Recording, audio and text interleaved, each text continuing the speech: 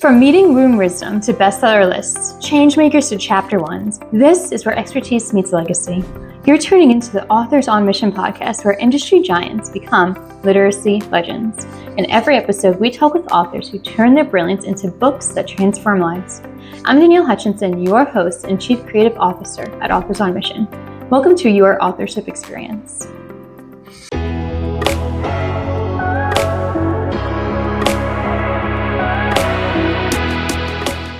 So they say that lightning doesn't strike twice, but what about 5 times? Our guest today has mastered professional music, conquered Broadway, built a 6-figure business, became a best-selling author, and launched a podcast that landed interviews with NBA legends.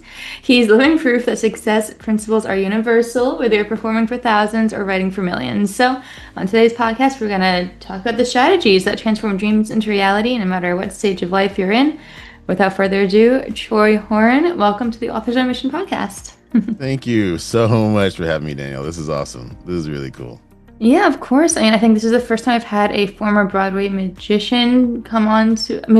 Sorry, did I just call you a Broadway magician? It is kind of magic, to kind of have. No, I'm just kidding. No. Yes, you know what I'm getting at there. I mean, yes, very cool.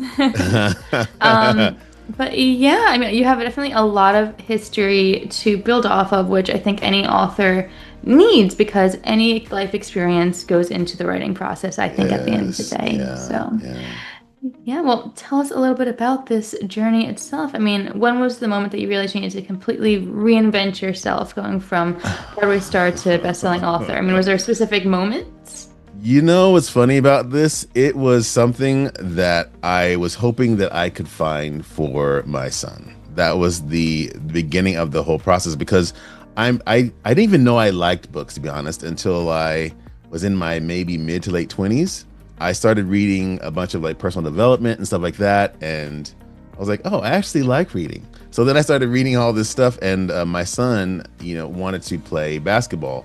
I'm a musician, and so I was like, let me try to apply some of these principles to his life. I couldn't find anything that was written for kids, and so that kind of began the journey of writing what I wanted him to be able to read, and that was the whole big transition, if you will.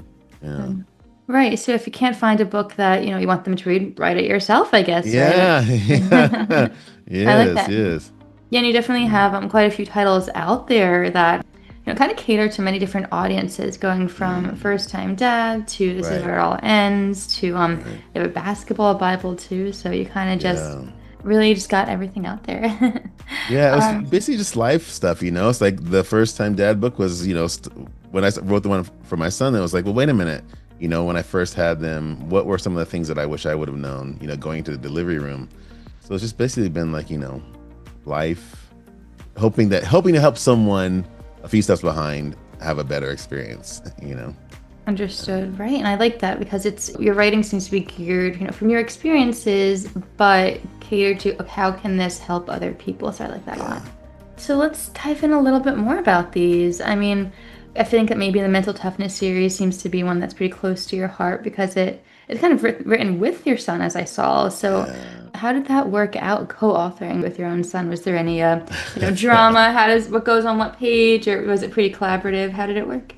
So it was basically I'd write something and I would say, is this what you're experiencing when you're out there? Because, as parents, we have our own ideas about what it is or what they're going through. And we just do this or just do that. And so I wanted to ask him, I'm writing this, is this really how you feel when you're out there? And he would say, yeah. Or he would say, no, that's really what adults think we're going through, but that's not. And so that was kind of the thing, and trying to reword it so that it was speaking to his experience as opposed to what I thought his experience might be. That's really what we were doing, going back and forth that way.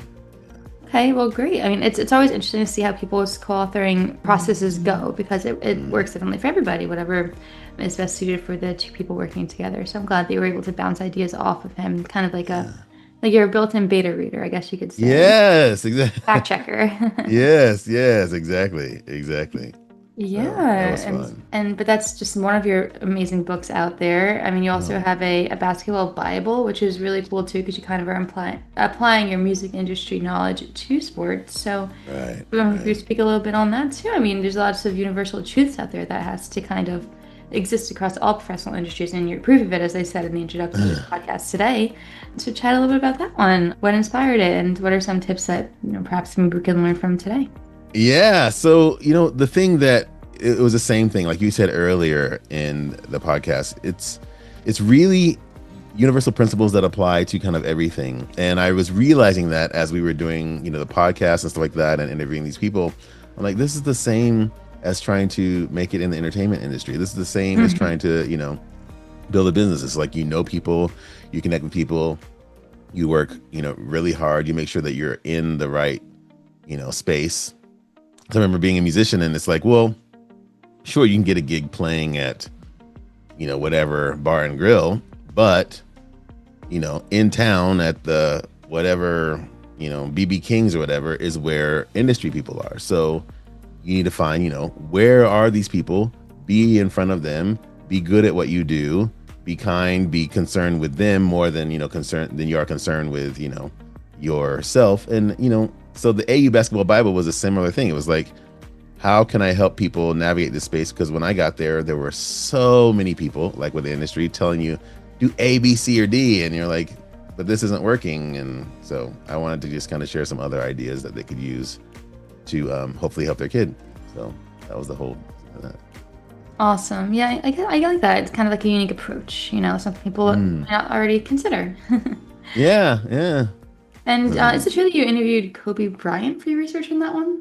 yes, it was interesting, and this is another thing of like, how do you help other people? So we had this podcast before podcasts were cool. Back in the what 2000 something, 5, 6, something like that. And so we were the only really youth basketball podcast out there with a father and son. And so we shot up to the top of iTunes or whatever. And funny story about asking what you for what you want. His publisher called us or emailed us and said we'd love to have one of our publisher agents kind of talk on the show and kind of talk about the book. And I said, well, that wouldn't really serve our audience to have the publisher on there, but we would love to have Kobe on there. If he's Oh, available, that'd be great. And they're like, I don't think he's available. I go, well, that's fine, but thank you so much for reaching out. And everyone was like, are you crazy? It's like, you had, so a few weeks go by and they write back and they say, Kobe will do the show. He'll be on this time or that time, or this time, or that time. We're like, perfect. And it was a really interesting and cool moment to kind of have him talk with Mo. So, always know your value and ask for what you want. Yeah. yeah, especially because, I'm sure at one moment you're like, okay, well, it's just not going to happen. And then Right. Yeah. lo and behold, right? Yeah. Yeah. And did you use those principles in the book that you wrote later on, or is it not quite related? I thought that maybe you might have used that content in a way. Is that true, or maybe not? What's funny? I do also, but I also, now that we're talking about it, it just popped in my mind. I did the same thing when I was auditioning for Rent, the Broadway show. Okay. I went to this audition. I sang. I did and this is why I love doing these. I did the audition, walked in. There were very few people there for some strange reason. Anyway, I got a call back, and the agent said, "We would love to have you do the tour." And at the time, my firstborn was like 2 or 3 years old, actually 2 years old. And I was like, I wanted to do something that would allow me to be more at home because I was working at Anaheim at the time at doing Disney shows, and I just wasn't able to see him except for on the weekends. And I was like, I want something that's going to allow me to stay home more. Long story short, I auditioned for Rent because I saw it in the Backstage West. They said, we'd love to have you do the tour. And I was like, no, I don't want to really do the tour, but if you have something that sits down somewhere, I would love to do that because I have a child and I don't want to be out on the road touring, even though it would be great to, be in the show. And they said, the only thing we really have is the Broadway show that sits down. And I said, well, if that opens up, then that'd be great. I'd love to do that. And the agent was like, okay. And all my friends were like, you just turned down the shows, like the tour is the way in and all these other things. So it was the same type of deal where I was like, asking for what I wanted. A month later, I was standing in New York on a Broadway stage. So ask for what you want, you know. Yeah. Yes, and don't settle for less, as we've learned, Yes. right? Yes. Perfect. And I guess it's kind of that mentality that led you to writing a total of nearly 300,000 copies as an author, which is wonderful. Tell us a little bit about that. I think all the audience could really benefit from kind of your insights on that. You know, your advice for authors on the business side of writing. How did that work for you? What's some of your greatest tips? One, know your audience, I would say. I think a lot of people write as authors, we get caught up in, trends and trying to catch the next wave and all these other things. The thing that works best for me, I can only just say for me, is really writing for the people that are going to read your book, caring about them, listening to their stories. I mean, we had about a year, almost 100 episodes where we were talking to, NBA guys, NFL guys and gals, and and professional athletes, men and women. And we did it because we wanted to help our audience. And so the books that do well for me have been ones that I know my audience because I am my audience. I really want to help them because it was really rough and tough, to kind of go through some of these things. And that's the whole focus of my book. And I would say, as I'm, kind of moving into more writing and stuff like that, the biggest thing you can do is write your book, whether it's fiction or nonfiction, for the reader. I believe, that's just my, Right. I hear a lot of people say, I have a story I have to get out. I hear that a lot in the author community. And it's like, well, I'm going to be that guy, as we say over here, and say, well, if you have to read it or have to write it, then you should be okay with, you reading it. If you have to write it and you also know that there are other people who it can serve, then it's like, now we're talking about something. But it's like, if we're writing for ourselves, I believe that's a very hard thing to share with readers because it wasn't for them. So Right. that's exactly. what I would say. Author, be on a mission. Yes. Like you said, to help people. Tying that in, yeah. Yeah. Awesome. So yeah, I mean, kind of now that we're in the writing process realm here, I'm wondering if you'd like to talk a little bit about your research process. You do a lot of interviews and a lot of research is involved as well. So what's that process look like for you? And do you have any other tips for authors in that regard? Oh, the research process. I like to research people that might not have been talked about or talked to. I feel that's how I serve my audience, is by finding stories that might not be the traditional ones that you hear all the time. Because there's a lot of wisdom out there. And if we're all hearing the same, 5, 10, 15 stories, it's like, well, we're only getting a small selection of what's out there. So for me, because now we have the wonderful ChatGPT, that's a great place to find other stories that you might not know about, through prompts, finding like, who are the people that, are less talked about. You can always use Google. I use Google Alerts during that time. So I type in Google Alerts and you start getting stories about whatever it is that I'm writing about, so that I can see, oh, I'd never even heard of this person. I've never even heard of this story. And I have it do, global searches as well. YouTube is also an awesome place to find people that you can learn about or read about. Now people are doing all these amazing niche like history channels and inspirational stories and things of that nature. So I spend, quite a bit of time watching and learning more about whatever it is that I'm writing about, and not just the regular ones that pop up all the time. So those tools help me a lot in research.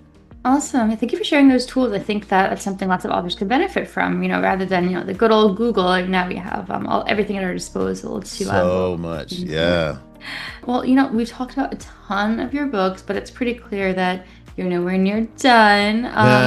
What's next on the horizon for you? What can we be looking forward to in the near future? Yeah. So I've written a book called Middle Management. And that's because, my eldest is gone off to college. And so now he's like doing his own, sports journey, which is really fun to see. It's a different space, because when he was here at home, we're the coach, we're the mentor, we're the motivator, the whatever. And now it's his journey to gonna go out there and do it. And so that leaves you with a lot of time as a parent. I still have two youngsters, but it's like, you learn how to kind of manage that time. And then you also turn to yourself. Anyways, the book that I'm coming out right now is called Middle Management. And it's about refining your own purpose and direction as you reach midlife and beyond. So it's kind of, again, something that I went through when I found that I had a lot of time and I had to figure out, what I want to do with the second half of life. I couldn't find the book that I wanted to find. So like the other ones, I wrote it. So Okay. yeah, it's called Middle Management, and people can go to middlemanagement.bio, I believe it, middlemanagement.bio, and there's a download with like the first 5 steps that you can use to kind of begin your own journey, and that's a free download. And when the book comes out here, that'll be available too on Amazon, called Middle Management. So Okay, well, that's super exciting. And you hear that, everyone, you have a free download also. And just on the business side of things, I think that's one of the best ways you could get like some new readers right off the bat. Everyone's going to be excited to learn a little bit more about it, Yeah, and hopefully help them, because I mean, like the five steps that I put on there are the ones that were kind of hard for me to struggle through, and so I like, just hopefully it'll help them kind of navigate that if that's something that they're struggling with. Yeah, so it sounds like, super personal, like being that it was your own struggles. And it must have even been hard to write a little bit, would you say? Like just to go through that again in the process of writing it down? Yeah. Definitely. Because, it's like we all have plans for the first half of life. We know I want to be a musician. I want to be a CEO. I want to be an engineer, whatever it is. You have plans for all that. Then you get to and you do it. Life happens. You go through, get the career, you have the fit, whatever it is that you do. And then around, 40 something, 40, you're like, oh, there's a lot left. I don't really have any plans for this. What's next? Right. So hopefully this is helpful. Well, perfect. Everyone, we could be on the lookout for that. And when was the release date again? Pre-order is going to start on September 22nd, and then it'll be available, I believe, October 10th or 12th or something like that. So perfect. So I'm a little nervous. About releasing it, but hopefully it'll be helpful. Well, sometimes we have to get over our fears for it and embrace it. That's how it's going to get out there. That's how our ideas are shared. Yeah. I think everyone's doing very exciting for it. All right, and what is the best way for people getting in touch then to stay up to date with the book's release and your future books, and also check out your previous ones? What's the best links? Yeah, so troyhorn.com will also be available here. So that's going to be the best way to kind of find me. And that's TroyHorne.com. And those are the kind of the best. That's the hub of my online existence. I'm also on Instagram and whatever, Facebook and YouTube. And I have a channel called Best Serving Author on YouTube. Serving, not selling, on YouTube. And yeah, so any of those places. I'm learning to be online more. I'm from the pre-online era, so I'm learning to be online more. So be kind if I'm not posting for a long time. But there you go. All right. Well, perfect, guys. We're gonna put the links in the description box of this podcast today, so you can click on over, get in the know, and get connected. And that being said, as we begin to wrap up today, I'm wondering if you happen to have any last bits of advice for the audience out there today. What can they learn from it? Perhaps you wish you knew when you first got started in the writing world. Yeah, the one thing that I keep saying all the time that I wish that I knew in the beginning was the niche is writing for people that you care about, writing for readers that you care about, writing your story for that person who's going to pick up your book and read it, making sure that they have a great experience or that they learn something that they didn't know. And if that is your goal or that is your objective, you'll have such a better time writing it. And I think your readers will have such a better time reading it as well.